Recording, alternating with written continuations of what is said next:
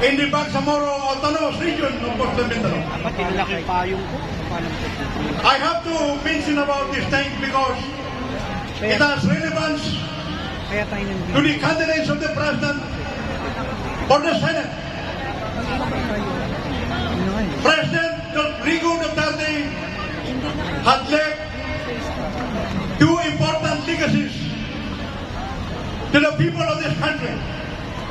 And one of the first legacies left by the President was the creation of the Department of Migrant Workers.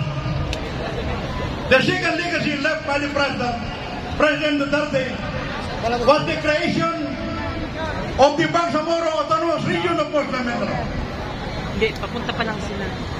There are things that I could say about the case of the President, but because of the sensitivity of the issues, I just would like to say that in the future, in the near future, we can bring the President to the country because the International Criminal Court of Justice has no jurisdiction on the cases that were filed against him.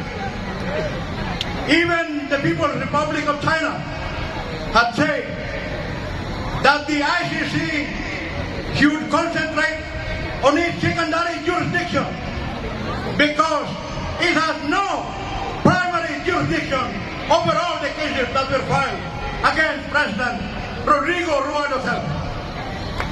Now, insofar as the legacy that was left by the President, it was in this Liwasang Bonifacio in front of the old post office in May of 2016 where the President had promised to the people of this country that he will create the Department of Migrant Workers, and that was in May 2016.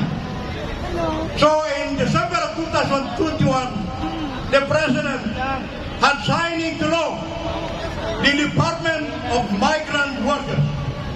And my friends, as far as the love of the President to the overseas Filipino workers in this country, it was manifested several times.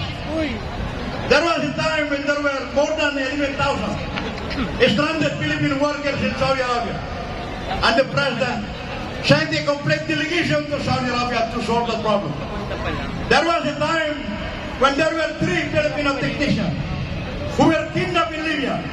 And the President again sent a delegation to Libya at the height of the civil war in Libya in order to rescue the 3 Filipino technicians who were there kidnapped at the time in 2017.